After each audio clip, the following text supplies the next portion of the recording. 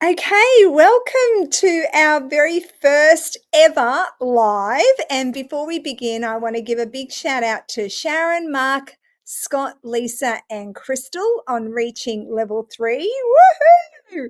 Congratulations, everyone. I love your energy. I love what you bring to the Skool Bookshop, and thank you so much for being here. Today, we're talking to our member Lisa, the lovely Lisa Drennon. And Lisa is a wealth activator helping divorced mompreneurs rebuild financial stability with simple money systems, cash flow clarity, and steady income. Wow, I love that. So, Lisa, I'm not going to give you too much, everyone, too much information because I really want that to come from you. And I'd love to know what your book name is, the book name of your book, and who it is for. Oh, well, thank you so much for having me, Rachel. I'm honored to be here. LionPhin, I don't know if you're able to see this with my green screen, but let me see if I can get it in here. LionPhin's Money Adventure. This is not going to work very well. That's okay. We can. I'll put it up on the recording for you. Too easy, Okay, and it's perfect. also in the promo area. Yeah. LionPhin's Money Adventure, Discover the Magic of Saving, Spending, and Sharing is a book for children ages 3 to 7. I love it. It's got activities in there, so it's very interactive. And the entire book rhymes. Does it? So Mhm. you've got all these great learnings. Plus, it's legitimately like a children's book where it's rhyming, and I love those type of children's book. They're my favorite. Yeah, and that's why I wrote it. It's based on there's ocean characters, so everything's based in the Oh, ocean, which is my favorite. It's my heart, it's my safe space. So LionFin is fun because I worked with a coach who I had a lot of high anxiety, and you know how we all get imposter syndrome. And she was like, "Well, this could be affecting the money that you're bringing in your business." I'm like, "Oh no, we're not going to have that happen." So she gave me this exercise to go to the safe space while I was having, an anxiety issue, and well, where's your favorite place? I'm like, well, the ocean. There was this, and we had gone to Hawaii uh, kayaking, and there was underground caves in the ocean, and it was really cool. So we would go kayaking and find them, and then there'd be like waterfalls. So that was like my safe space, and I loved lion. Represents, the king and Christianity and things of that nature, and then dolphins are so fun and frolicky and when I go kayaking, I live in Melbourne Beach, Florida. When I go kayaking in the river, I'll see them and they'll just come and play. And, while you're out there and jump in the water and do a little show for you. And it's like the perfect collision of worlds so that, you have that strength and that fun at the same time. And that's what money should be. And we need yeah. to teach this to our children so that they can grow up confidently managing it and multiplying it, not with all the things that we grew up with. Yeah, well, that's what I was saying in one of your posts. That how amazing would it be if children grew up with that culture and that perspective, and that mindset, rather than what we all grew up with, which was pretty poor. Let's face it; it was all to do with lack of and scarcity and bad. Oh, money is the root of all evil. How many times did you hear that? Money doesn't grow on trees. It was just all of that, and it was a real culture. One thing surprises me. You said you're from Melbourne, Australia. So I thought you were from I thought you were from New York, I think. I wasn't too sure. But yeah, so you're in Australia like me. Mm. No, Melbourne Beach, Florida. Ah, Yeah, Florida. There you go. yeah. Yeah. Well, we've Yeah, got a Florida. Melbourne here in Australia as well. Yeah, Florida took your name, so but I'm originally from New York. So I'm Oh, basically born and raised. I did spend some time, for about 4 years living in California and San Francisco. But yeah, my stepmother's from Australia, so oh, I do have wow. ties to Australia. Well, the other thing is you love the beach, and of course I love the beach too. And in my outside life of being an author accelerator and author and publisher, etc., I am president of the largest beach care community in Australia as well. So I hear you. I completely feel you in terms of how much the beach and the ocean is just soul food. Really, it's how we live our life here. It determines how we live our life, and we're all just super connected with the beach. So, just love it. I love that it's based on that. So that's how you became an author, from that journey, from working with your coach at that point. Was that right, or did you? I actually became an author in 21. I love to read. I used to read so much more than I do now. Now it's more of self-help books, and I like to listen to them as well as reading them. But in 2021, I actually connected with Brett Odgers, who's in Australia. He was launching, I was in this program for affiliate marketing, learning how to do affiliate marketing. And one of the things that they brought in was writing books. And this author, Brett Odgers, had come in and decided to do a beta workshop to write a book before Christmas. And this was starting the first week in November. And I had met with him prior to go over my niche and to create a marketing strategy for my program. At that time, I was a post abortion coach, and I was using aromatherapy to help women post abortion through all that shame and guilt. And so I was confused on how to market it, and Brent was a key player in helping me map that out. And he used this circle method to map it out. And he goes, "Oh my God, this is a book." I go, "A book? I'm not writing no book. I'm not telling my story. I swore I would never tell. I'm not telling it. It's hard enough telling it to somebody like in this container, but to write it in a book and publish it, that's crazy." But I did. I joined the beta program, and I thought, the idea was planted, and I wrote the book in 8 weeks, published it February 21. And yeah, so that book is called Forgiving the Girl Inside, Finding Balance, Freedom, and Fun in Your Life. And it's my story of being post-abortion and how it affected my life, my finances, my health. And yeah, it's pretty powerful. So that's how I became the author. And I thought it was really challenging writing a book, and I did self-publishing, and marketing is always the fun part too. And I really didn't want to be in that niche or be known for that. So I stepped away and did a lot of identity work. And the coach I was working with had challenged the mastermind group. She was writing a book, and she was going to do it in 12 weeks. Did we want to follow suit? And well, I want to write a book, but I don't know what kind of a book I want to write. And then I was sitting, doing some identity work, and this vision of LionPhin's money adventure came. I was like, that'd be so cool. And I outlined it. It's seven, and there are going to be 7 books total in the series. And I was like outlining it, all the topics and everything. And then I just wrote the first book. And I was like, 3 hours later, I was done. I was like, what was that all about? And I was like, okay. So I'm like, well, it's probably no good. Like, no one's going to want to read it. I'm not really a writer. And, I had all these stories that I was telling myself. So I put it out there, and they're like, oh my God, you got to get this out there. Kids need to learn about finances, and this is so much fun. So one of my friends is an editor, and I gave it to her. I says, well, what do you think about this? She goes, it's so needed. And then she's like, she gave me some ideas about how to craft it. And the next thing you know, I had given the book to the illustrator, and I rewrote the whole thing. I said, oh, you need to stop drawing, because I just changed Yeah, everything. And then I yeah. ended up changing it to the rhyming theme based on the editor's suggestion. And it was the most challenging thing that I'd ever done, but it was fun because it got my attention. And I know kids, they're so all over the place. They see a squirrel, or, they're so distracted. And, Yeah, I have two butterfly, grandchildren. squirrel. Yeah. Yeah. Yeah. And I have 2 grandchildren that are now, 5 and 3. And I know when I spend time reading them books, "Oh, go back to this page, oh, turn over here, oh, go to the end." Like, Yes, you they don't read a do. book in order. So I wanted to keep that in mind, so that you don't necessarily have to read it in order, but it still builds on each other at the same time. Well, that's amazing because, and you've kind of just fallen into writing this book. Really, it's come to you like really great ideas too. They just sort of land in your lap, don't they? And then have you now. I know you've got your first book, but this is effectively your second book that we're talking about today. And you have you now created like a big thing around that, like a business around this book? Or is this because, I mean, when I look at your bio, you're activating mompreneurs to rebuild financial stability and simple money systems and things like that. So it looks to me like you've just pivoted from where you were because of this book to this new space and new model of career, profession, and interest and focus, I guess.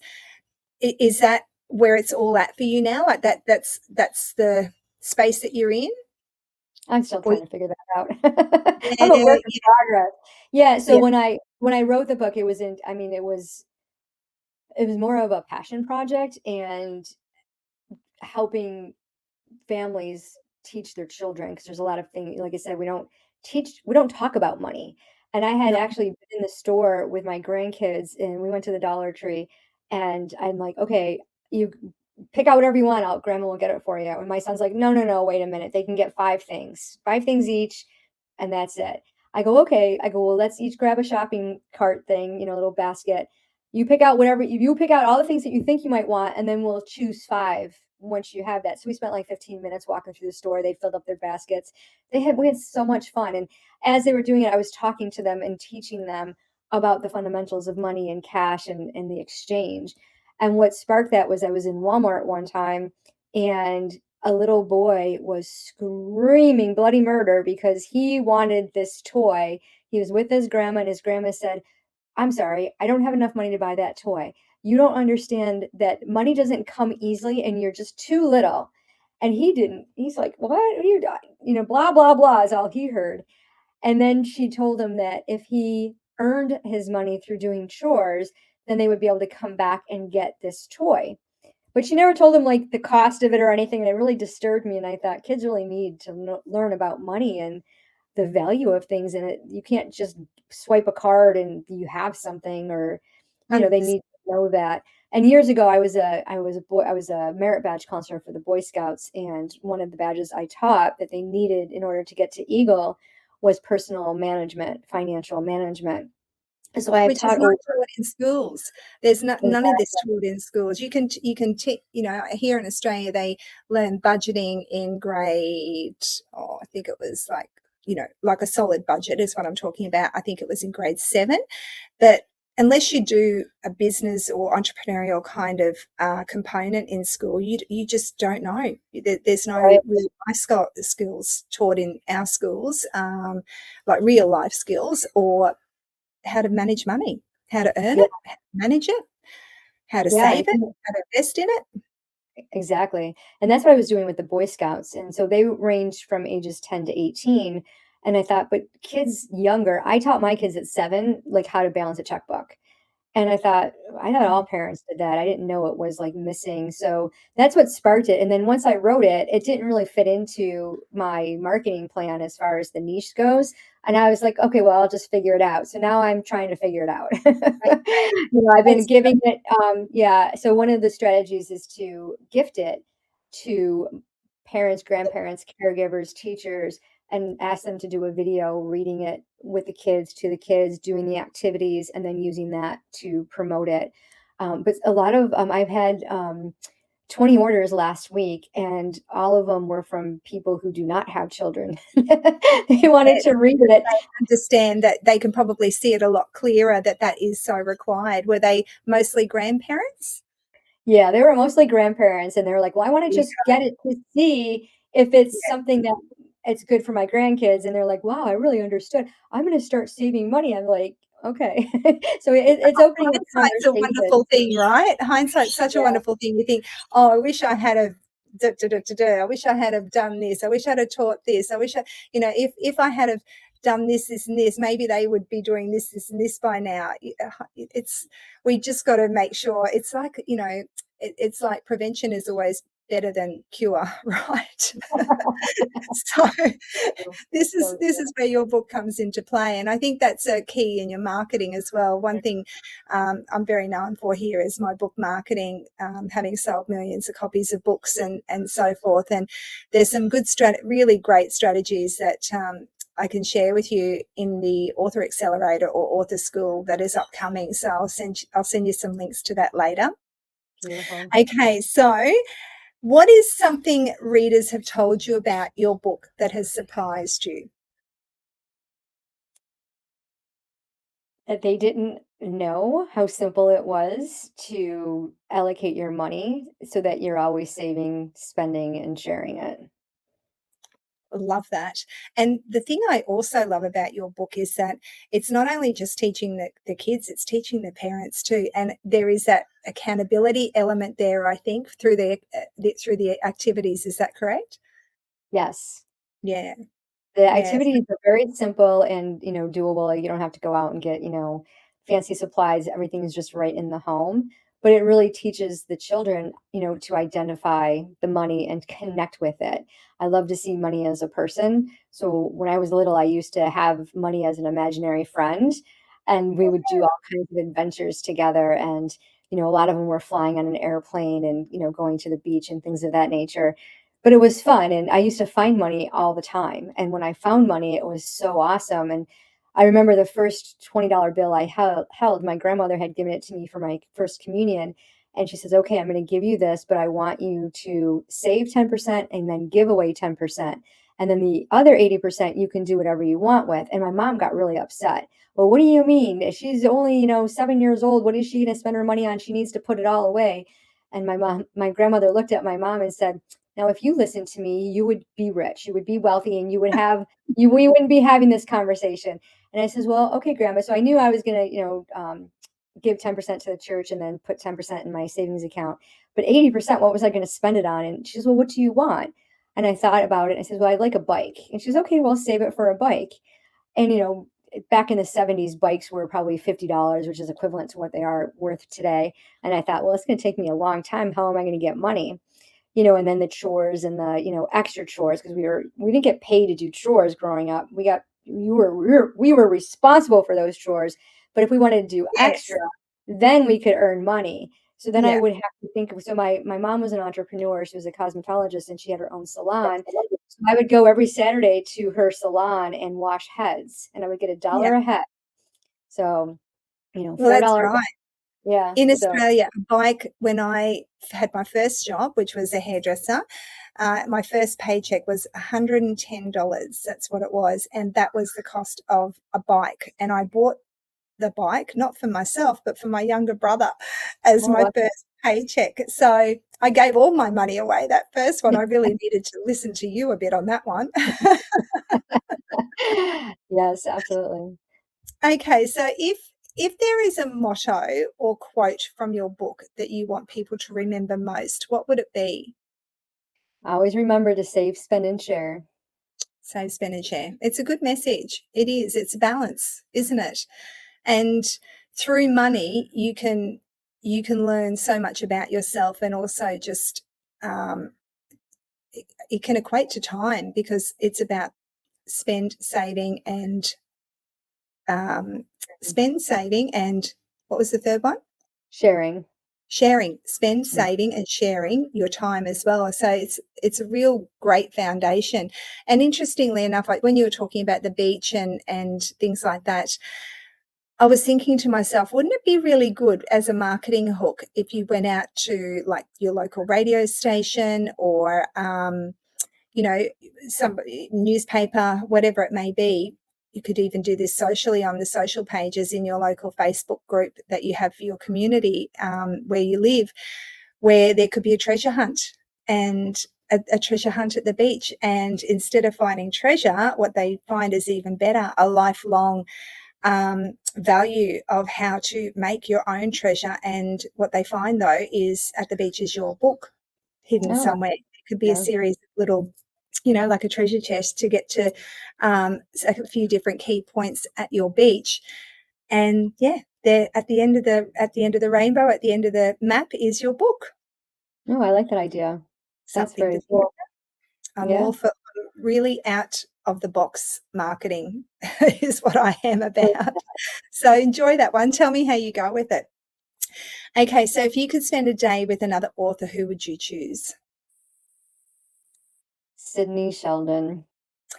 Your Not fave? possible more, but Have you ever met him in person, or had been to one of his book events or anything like that? no, but I've read every single book he's written and it just could not put it down. The talk about page turners. So it's Yeah, just amazing. Um, so yeah, it but I mean, if somebody was still alive, like if you a current author that's alive, I would have to go with Terry Blackstock. okay. Yeah, So she has and a very similar style that Sydney Sheldon does with that page turner mystery murder type of thing. yes, yes, and they're exciting, and I suppose that those kind of books are fantastic, because you can just pick it up for the weekend, and if you've got not much else on, you can just binge read it, which is really great. That's how I read my books. I binge read them. I don't drag them out, mostly because of the time I have. I don't have a lot of spare time, if any, and what I do get, I usually go to the beach or go for a surf or something like that. I don't, I like to binge read. So I'm the person that will stay up till 4 o'clock in the morning to finish that book because it's just so exciting and I don't want to put it down. Are you Yeah, that well, kind of reader? I am for those types of books. Yeah, the self-help books that can take years. I have Yeah. 4 self-help books going right now, Oh, do and you? I'm listening to one on Audible, and it's like, okay, I really need to finish one of these books. But I get to the point where it's okay, it's kind of slow. It's not really keeping my attention. So, but when I indulge in just a fantasy book, it's usually a page turner. So, Or self-help books for me, I find I do take a bit of a time to get through them because I need to stop, do the activity or do what it's asking to implement, or I have like being an entrepreneur is like I'm always bombarded with 1,000 different ideas. So, write them all down, and then I have to think to myself, okay, well, I'm going to implement that one first, and then I'm going to get this one done, and etc. So yeah, it might take me a fair while to get through them sometimes, but that's good because it's movement, it's progress, and they are actually helping. So mhm. what are you working on right now? I know you touched base a little bit on that before, maybe, but what is your focus right now? One focus. I I've been doing one-to-one coaching for since 2020, and I would really like to move into a group coaching container. So I'm promoting my Wealth Accelerator into a 90-day program for small group coaching for 12 ladies at a time to go through the Oh, program brilliant. and to accelerate the results and implement them and become multimillionaires. Wow, I love that. You must update us on that one so we can keep across it. That sounds really exciting. And Mhm. it's aligned with everything you're doing. So you sort of you you're helping the parents, you're helping the mums, and you're helping all the way down the scale, or to the other side of the scale, if you want to say, to the children. So you're really creating, um, like, it's a game changer, and it's changing whole families' lives with what you're Mhm. doing. And I really admire that because it's so necessary, really is so necessary.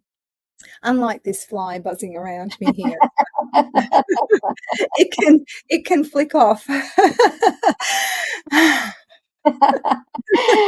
hear you, yeah, that's fun. Okay, so one last thing, because I'm new to school, I've only been here for a few weeks, so I'm still navigating my way around it. And when you do get into school, you get a lot of flies, in not so much in an annoying way. It's just that there's so much to offer. There's so much on offer in school. There's just so much that you can do if you want to do it, and so many opportunities and so many wonderful places for great connection. And it's such a real space. I think that's what, for months I was looking at Facebook and just going, I'm just so over this. It's just so toxic. It's so noisy. There's so many bloody ads. Where did all these ads come from? Have I got any friends left? What's going on here? And I was just so completely over it. And I just kept seeing the school ad keep coming up, keep coming up, keep coming up. And I'm thinking, what is this bloody thing? I'm going to write this down in my schedule to go look at, whenever it was, a week or Mhm. 2's time. And December came, and I thought, yoo-hoo, right, I'm going to get right, school, I'm going on, I'm going to go check it out. And I did. And I was so surprised when I got in. It was like a kid in a candy store. I was like, gosh, look at all these people, and look at all these amazing communities, and look what I can learn, and look who I can connect with. And oh my gosh, I wonder if there's, and I just thought, I wonder if there's a bookshop, that'd be cool, so authors can promote their books, and readers can read them, but readers can actually engage with the authors, just like they're doing with you today, and ask questions, and the authors get a space to actually talk more about who they are, what they do, and how they help. Mhm. what their book's about, bring them into this, bring everybody else into the story, and we can see emerging stories come to light, which we're actually seeing at the moment in Crystal's posts, which are very exciting. And there was no bookshop, and I thought, my God, there's no bookshop? You're kidding. We're having a bookshop. So that's how Skool Bookshop came to be. But for me, it's the most amazing place for real connection, and there's none of this fake, falsy stuff that is on Facebook. It's real, it's heart, it's authenticity, and one of the things I stressed about was actually doing this live video. You'll have known that because I know you saw one of my posts about it. But thinking, oh gosh, doing these lives, I hate being on video, I hate being on camera. All those fears start rising within you, and I just wanted to be myself. I mean, that was the most important thing for me. Being on Skool was to be myself, and whatever that looked like. So some days I'll be in a hat and exercise wear because I've just come back from the beach or whatever. I just wanted to keep it really truthful, really honest, really real. So as a person that has only been on for a few weeks, I'm really focused on absorbing whatever I can from people. Now, I know you've been on Skool for some time now. Can you tell us how long you've been on Skool for, and what has been your most favourite Skool moment so far? Yeah, I started actually in July of 23 and didn't hang out here. I was in need a guest for my podcast, and they had created the platform over on Skool and kind of shifted gears. So I kind of fell off and I didn't come back, didn't even pay attention to it until August of 25 when I was invited by one of my friends to do a YouTube challenge. And my coach at the time had just said, hey, you should, really focus on marketing with your YouTube. And I was like, how is that different from my podcast? Well, I, went through this 90-day challenge and it was okay. But from there, I met, all these different entrepreneurs, and they were on my podcast. And the more we talked, we were like, there's so much freedom in Skool. Like you said, there's no sanctions, there's no ads, there's no nothing. It's just real communities, real people talking and connecting and collaborating. It's like, this is wonderful. And when I decided to start my community, and it launched the beginning of September, I had the idea for the Smell of Money about a month prior, and it actually dropped on me in January, and I was like, I had it in a dream, and I woke up, I was like, the smell of money, that is so weird. And the mastermind group I was in, one of the girls reached out. She goes, Lisa, she goes, I don't know if this is aligned with you. She goes, but something to do with the smell of money. And I just laughed. I said, where did you get that? She goes, I just got it when I was talking to you. I just got this intuition hit. She goes, can you tell me more about it? So I told her what my vision was. She goes, well, when are you implementing it? I go, I don't know. The time's not right. And then like 2 weeks later, and after I was into Skool, I was like, the time is right. So I started the community and really focusing on the aromatherapy to help people work through their money stories to get that calm cash flow. And so I've really been active. I didn't even know that you can earn, like they gamified it. And I kind of knew what it was, but I didn't know how to get there. And I didn't really care. And I kept telling myself, I'm not playing a game. This is my business. It's not a hobby. This is my I don't want to say it's my livelihood because I'm retired from my career job. And this is one of my passions with multiple income streams so I can help others do what I've gotten to do. But I was like, I really like getting those gold stars. Remember when you were a kid, you got the gold I didn't know stars? what it was either until just recently. I was like, oh, you can do that. Oh, you can do that. Yeah, I and was it's fun. exactly So the same as you. yeah, and you see all these flames next to people. Well, Yeah. What's from August until, whatever date it was, I guess I was on the trajectory. And then when my friends got it, I said, oh, how did you get that flame? She said, you got to, be consistent for 30 days in a row and post 10 days, 10 things, 10 activities. It was like, oh, that can't be too hard. Yeah, well, I'm up to like 137. Some days I do 237 activities, because when you start to connect with people and you get into the right groups, you really start to form a great, line of communication, and it makes it fun.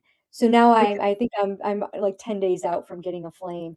But then I oh, see people get stars and rockets, and I was like, I'm in the money category, and I'm like, it's going to be really challenging to get into the top 10, or I think it's the top 25 to get that gold star.